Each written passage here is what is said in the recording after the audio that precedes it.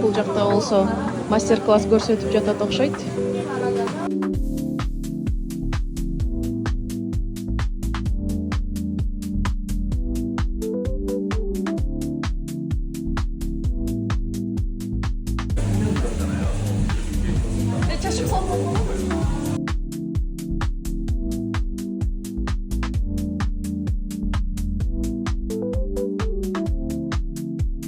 Дайсандын жаңы Jasper Plum деген цвети чыкканынан Дайсандын поп-ап магазини ачылды Сеулда. Сүрөттөрүбүз чыгарып берди.